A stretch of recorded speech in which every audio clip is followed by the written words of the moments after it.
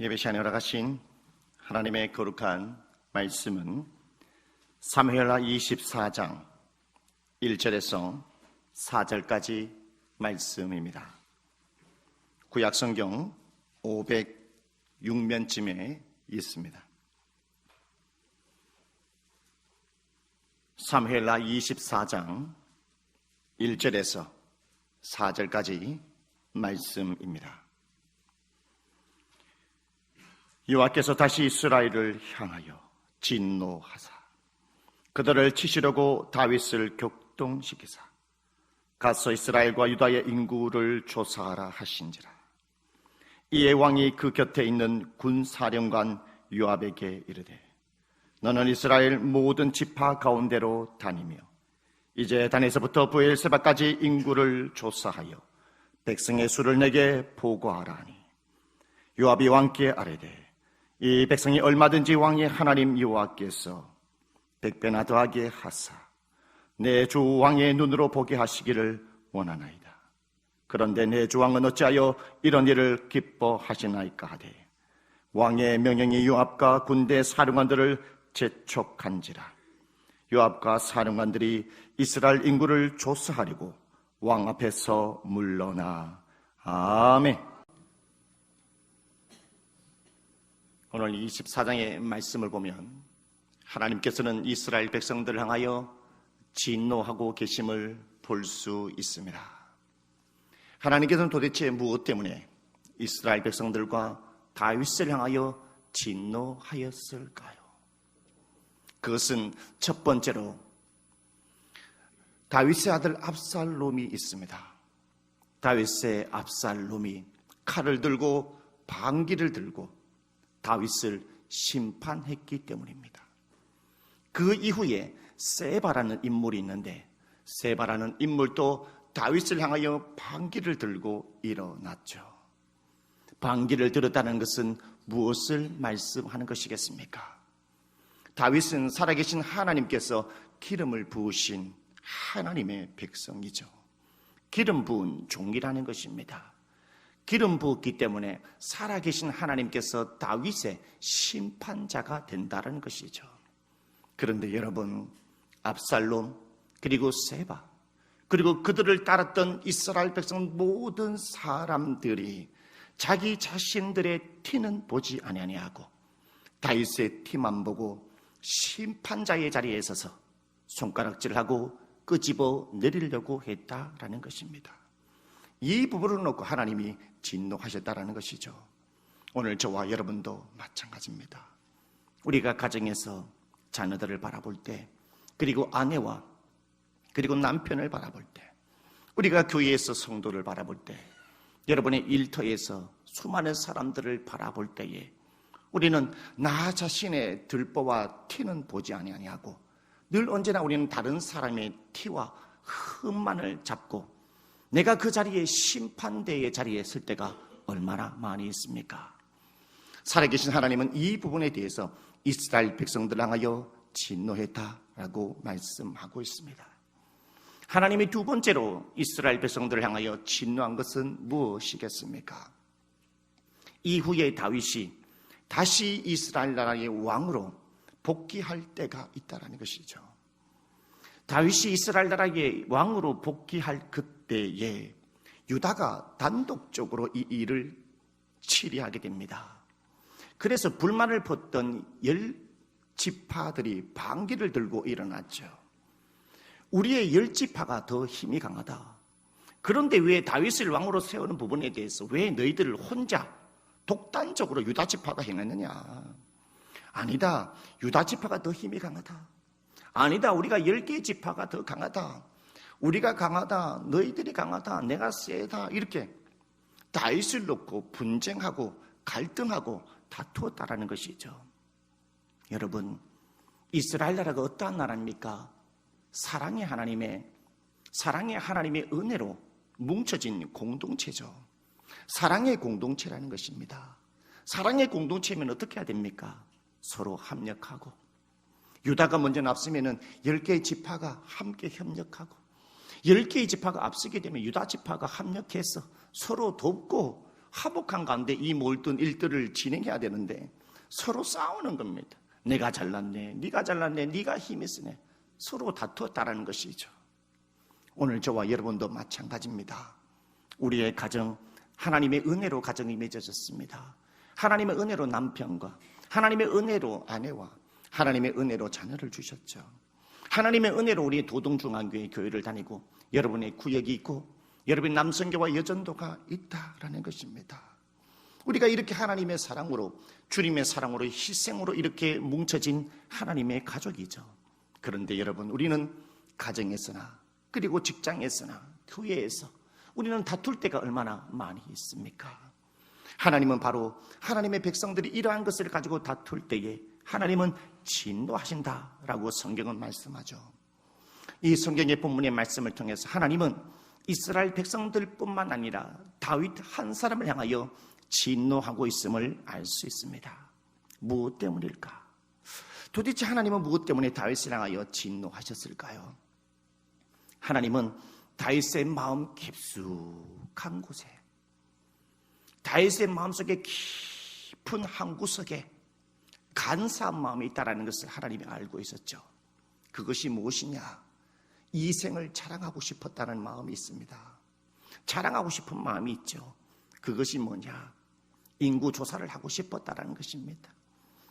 내게 정말로 싸울 수 있는 군사가 몇 명인가?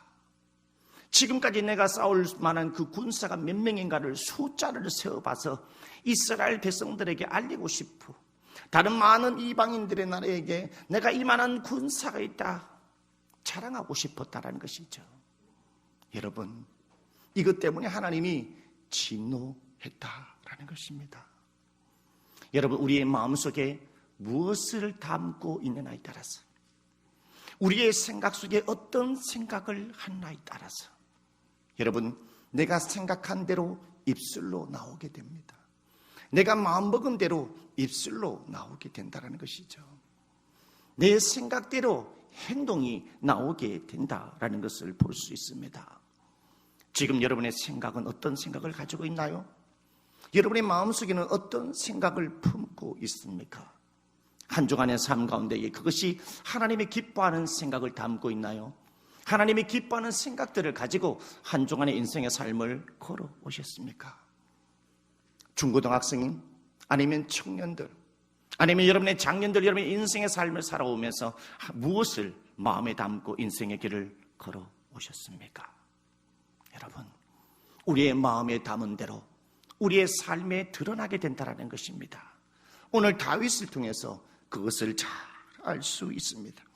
오늘 2절의 말씀에 보면 이에 왕이 그 곁에 있는 군사령관 요압에게 이르되 너는 이스라엘 모든 지파 가운데로 다니며 이제 단에서부터 부엘세바까지 인구를 조사하여 백성의 수를 내게 보고하라 라고 말하겠습니다. 하나님이 싫어한 그 마음, 오늘 다윗은 실행하는 것을 볼 수 있다는 것입니다. 왜냐하면 그것을 마음에 품고 있기 때문에, 그것을 생각하고 있기 때문에 오늘 다윗은 하나님이 싫어하는 것을 그대로 행동으로 옮기는 것을 볼 수 있어요. 하나님은 다윗을 사랑하십니다. 하나님은 도동중앙의 성도 여러분 한 사람 한 사람을 하나님은 사랑하십니다. 무엇을 통해서 하나님이 나를 사랑하신다라고 알 수 있을까요? 다윗이 향한 지금 이 행동이 하나님의 뜻이 아니죠. 하나님의 뜻이 아니기 때문에 하나님은 그의 충성스러운 요압 장군을 통해서 이것을 깨닫기를 원했다라는 것입니다. 여러분, 이 세상에 가장 행복한 사람이 어떠한 사람인지 아십니까? 진정으로 하나님을 사랑하고 진실된 사람이 내게 얼마나 많이 있는가, 얼마나 내게 좋은 사람들이 내게 많이 있는가. 좋은 사람이 많이 있을수록 나의 인생에 정말로 윤택하고 행복한 길을 걸어갈 수 있다라는 것이죠. 다윗이야말로 지금까지 인생의 삶을 살아간 그 인생 가운데에 가장 행복한 사람이라고 말할 수 있습니다. 왜 그럴까요?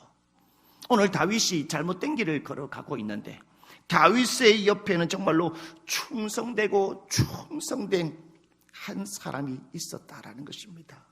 충성스러운 사람은요, 여름날에 시원한 냉수와 같은 사람이라고 말합니다.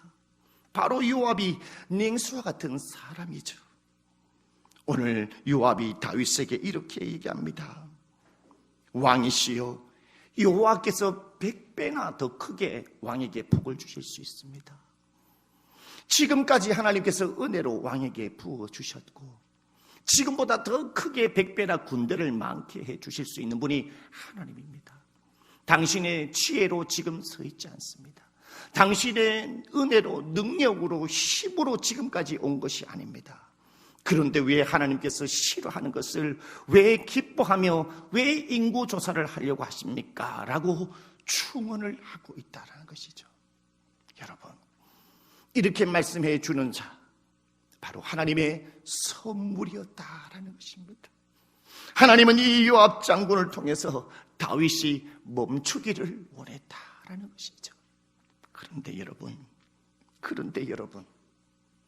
우리가 타성에 젖어 있게 되면, 우리가 아무리 평소에 하나님 앞에 기도하고 예배드리며 하나님을 향한다 할지라도 어느 날 갑자기 내가 세상에 타성에 젖어 있고 타성에 젖어 있게 되면 하나님의 말씀이 들리지 않습니다. 하나님의 말씀을 깨달을 수 없습니다. 하나님의 말씀이 들리지 않으면 어떻게 될까요? 여러분, 하나님의 말씀이 지금 들리고 있습니까? 여러분의 한 주간 삶 가운데 속에 하나님의 말씀이 여러분의 마음 속에, 여러분의 귓가에, 여러분의 영혼 속에 하나님의 말씀이 정말로 들립니까? 하나님의 은혜로 와 닿습니까? 아니면 부담스러워합니까? 여러분, 하나님의 말씀이 들리지 않으면, 하나님의 말씀을 깨닫지 않으면 어떤 현상이 일어나느냐?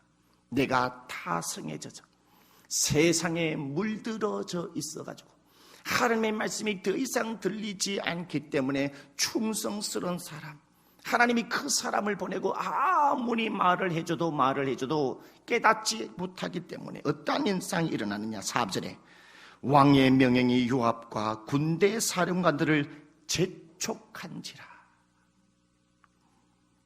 왕이 요압에게 말을 하니까 계속 충원으로 안 됩니다. 왕이시여, 아니되옵니다. 여러분, 조선왕조 500년 동안에 우리나라의 신하들이 왕에게 잘한 거 있죠? 같이 따라해 봅시다. 왕이여, 아니되옵니다. 다시 한번 하세요. 왕이시여, 아니되옵니다. 조선왕조 500년 동안에 우리 한국 사람이 가장 잘한 게 뭔지 아십니까? 안 되는 겁니다. 안 됩니다. 그러니까 안 된다고 계속 얘기하니까 다윗왕이 막 재촉했단 말입니다. 여러분, 하나님의 말씀이 들리지 않으면요, 고집대로 합니다. 하나님의 말씀 필요 없어요. 하나님의 말씀 있잖아요, 저리 가라라는 겁니다. 재촉하고 내 고집대로 고집해다가 쫄딱 망하는 것을요, 여러분 가정에서, 여러분의 자녀들에게서, 여러분의 친구들에서, 여러분의 친척들을 통해서 얼마나 많이 봤습니까?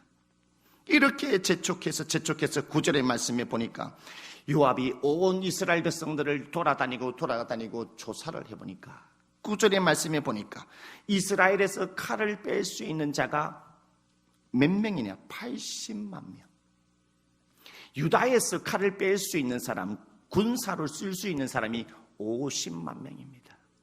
합이 130만 명이 다윗을 위해서 싸울 수 있는 군사였다라는 것입니다.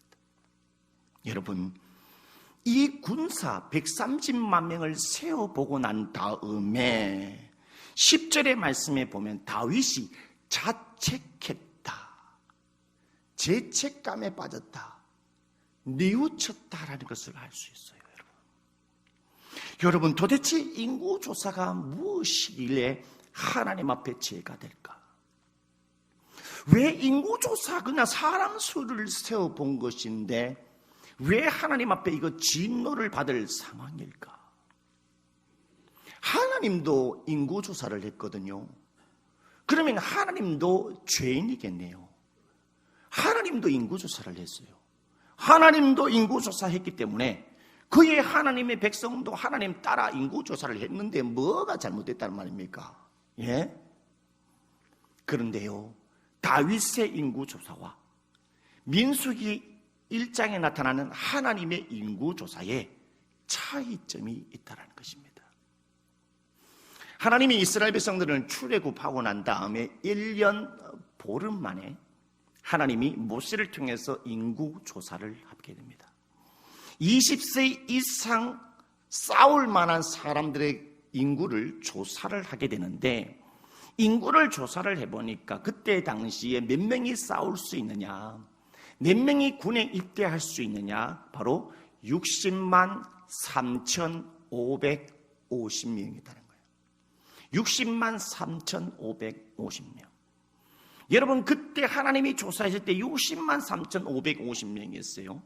그런데 한참 지나가서 오늘 다윗이 인구 조사를 했을 때 몇만 명이라고요? 130만 명이에요. 하나님이 얼마나 큰 복을 주셨어요. 엄청나게 큰 복을 다윗에게 허락해 줬다라는 것입니다.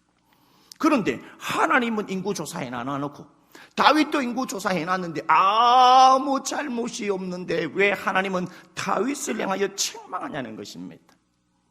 여러분, 인구조사 이후에 하나님이 어떠한 행보를 걸었는지를 보게 되면 다윗의 인구조사와 그리고 하나님의 인구조사에 차이점이 있다는 것을 알 수 있습니다.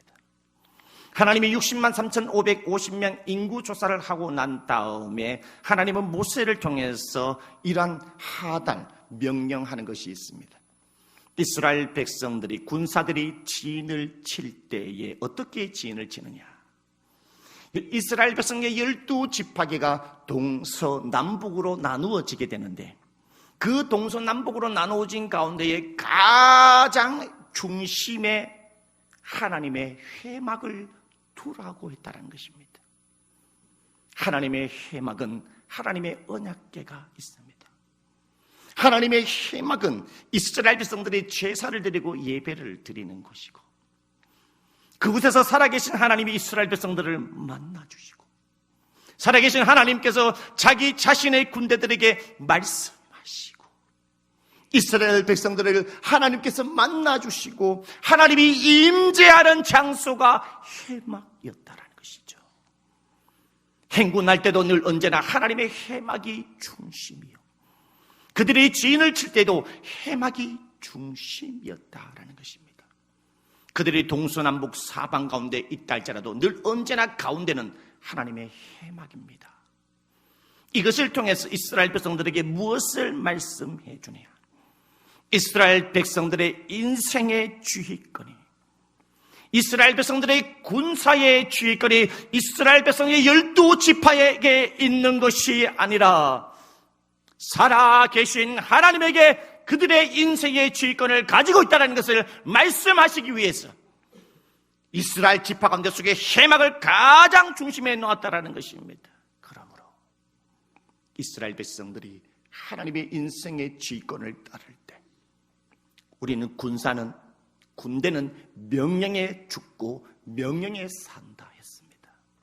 이스라엘 백성들이 우리의 군대장 되시는 하나님의 명령 따라 하루하루 삶을 살아갈 때 무사히 광야 40년을 살아갈 수 있을 것이고, 그리고 가나안 땅에서 하나님의 은혜 가운데에 복된 삶을 살아갈 수 있는 것입니다. 이것이 바로 다윗의 인구조사와 하나님의 인구조사가 다르다는 것을 분명히 말씀하고 있는 거죠. 오늘 다윗의 인구조사는 무엇입니까?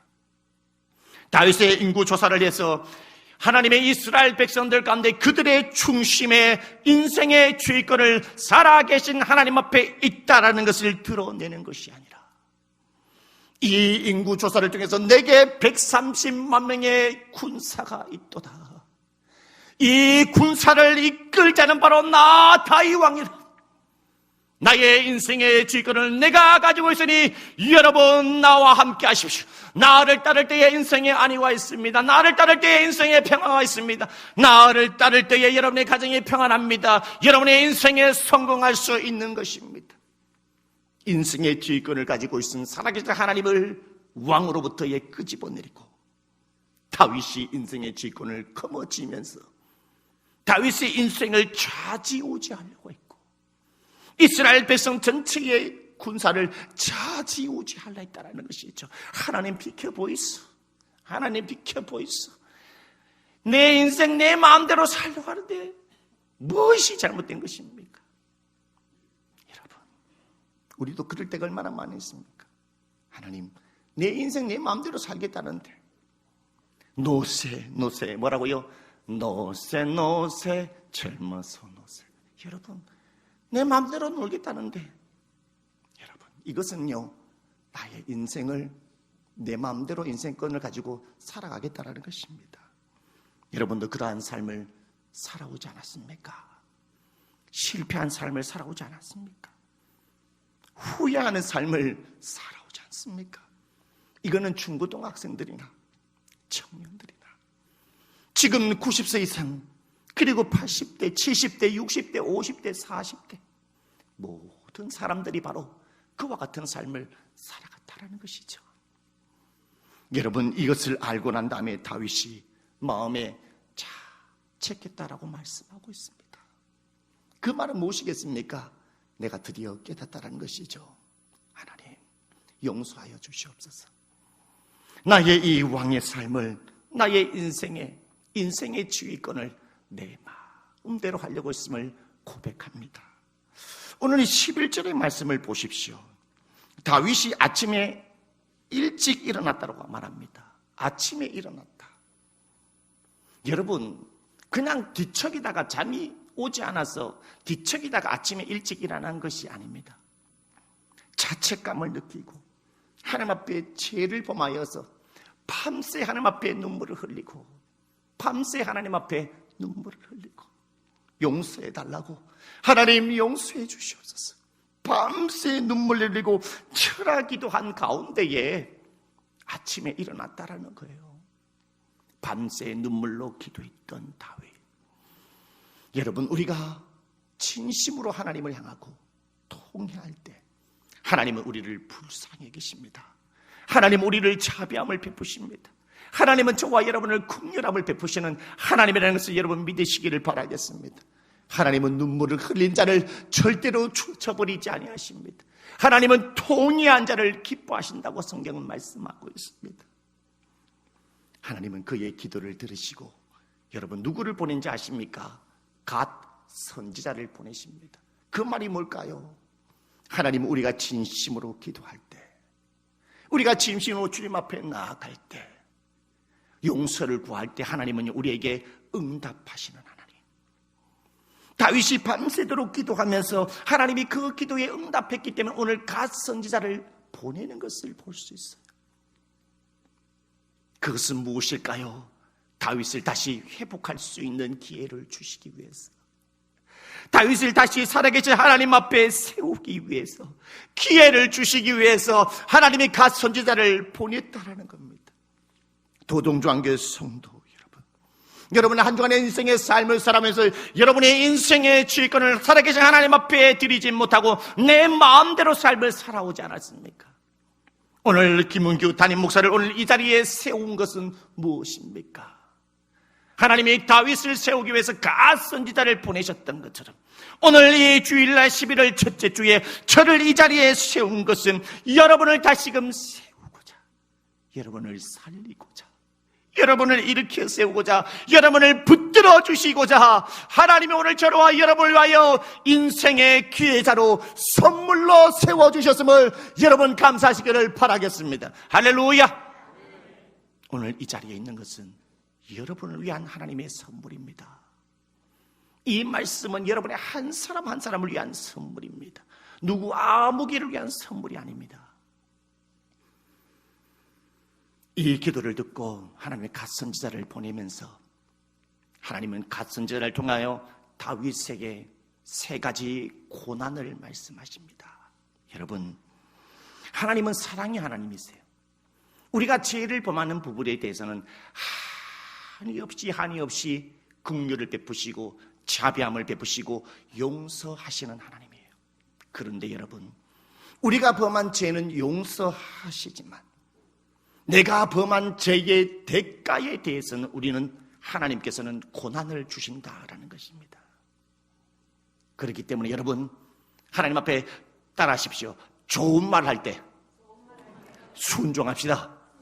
다시, 좋은 말 할 때 순종합시다. 할렐루야. 아이고, 감사합니다.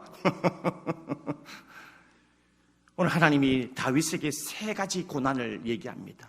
다윗아, 첫 번째 고난은 7년 동안의 이스라엘 땅에 기근이 있게 할래. 네가 이것을 선택할래. 두 번째는 뭐냐? 다윗아, 네가 석 달 동안에 사람들에게 쫓겨다닐래. 이것을 선택할래. 세 번째는 뭐냐면 3일 동안에 이스라엘 백성들에게 전념이 있게 할래. 첫 번째 선택할래, 두 번째 선택할래, 세 번째 선택할래. 이렇게 하나님이 얘기하니까 다윗이 하나님 앞에 이렇게 얘기해요. 하나님, 저는 지금까지 있잖아요, 사람에게 짓밟히고 쫓겨다녀가지고 사람에게 쫓겨다닌 이 3개월 쫓겨다닌 것은 지긋지긋합니다. 지긋지긋해요. 누구한테 쫓겨다녔습니까, 여러분? 누구한테 쫓겨다녔어요? 사울한테요. 사울한테 쫓겨다니기 때문에 지긋지긋합니다.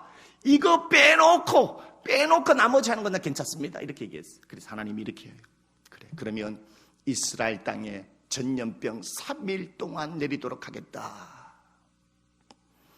그래서 성경의 말씀을 보니까 15절의 말씀에 전염병을 이스라엘에게 내리시니 단에서부터 부엘세바까지 백성의 죽은 자가 몇 명이냐고요? 7만 명이 죽었단 말입니다. 다윗이 7만 명 자기의 백성들이 죽어나가는 것을 보고 크게 깨닫게 돼요. 그래서 천사들이 하나님의 백성들을 치는 것을 보고 백성들 그리고 하나님 앞에 견딜 수가 없어서 17절 말씀에 이렇게 얘기해요. 다윗이 여호와께 아뢰어 이르되 내가 범죄했습니다. 하나님, 내가 악을 행했습니다. 내가 악을 행했는데 왜 이 양무리가 무엇을 잘못했다고 하나님 이 양무리를 이렇게 7만 명이나 치십니까? 우리 백성들을 불쌍히 여겨주세요. 백성들을 용서해 주세요. 나의 죄 때문에 이렇게 죽어나가는 건 아니잖아요. 진심으로 다윗이 크게 깨달아 하나님 앞에 용서를 구하죠. 여러분, 하나님은 저와 여러분에게 고난을 주시기를 원치 않습니다. 그런데 여러분, 우리가 범죄한 이후에 왜 여러분을 향하여 고난을 주시는 이유가 뭔지 아십니까? 여러분, 그것은요, 그 고난을 통해서 저와 여러분이 정금같이 나오도록 하기 위해서입니다. 그 고난을 통해서 하나님 앞에 더욱더 아름다운 사람으로 세우기 원하기입니다.